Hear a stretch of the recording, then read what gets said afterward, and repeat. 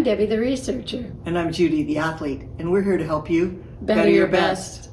So Debbie, I think there's been times we've talked about practice and variability of practice and making practice difference, but it's funny how we get in a rut, like as an athlete, and we go out and we say, oh, you know, it works for me. I'm going to do my warm up. It's going to look just like this. I'm going to do blank bail. I'm going to hit balls and just concentrate on swing. And everything kind of goes in an order.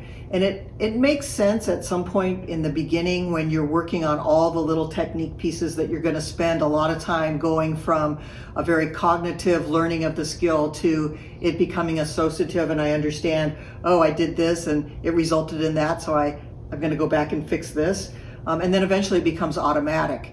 And when I think about that, like the evolution of what happens in just your ability and your mastery of the sport, that your practice, it would be important that you change your practice to keep up with that, to not be always, I'm just going to go out and do things in the same order. Correct. I mean, I know the athletes that have their base. I know every week I got to do this, this, and this. And that's just to secure, you know, their base, strong, confident performance, right? That's fine. But beyond that, there's so much more that can be done with practice.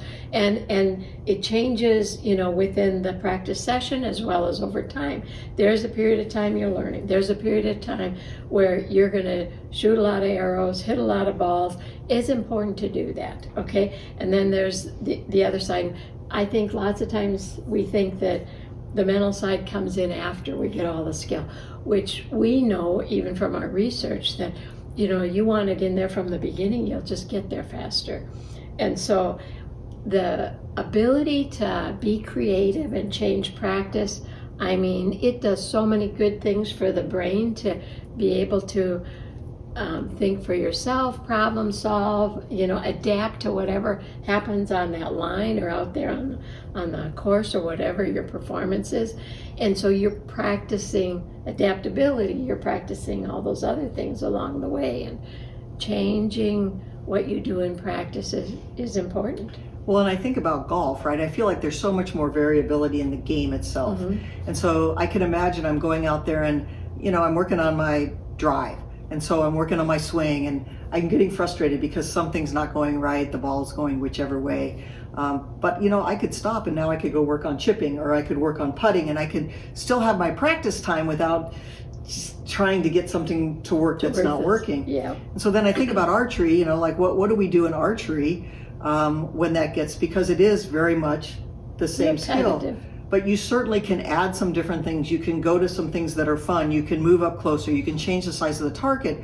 But when I really thought about it, the biggest thing that helped me when I was just in a funk and sort of flat at a level was I started shooting field archery. Oh, that's great. And field archery is very much like golf. Every target is a different target. You might be shooting uphill, or you might be shooting downhill, or you might be shooting, you know, across a hill. You might be shooting from light into dark. And all of those things change how you see the target. The distance might be marked and it might not be marked. Right. And we don't use rangefinders.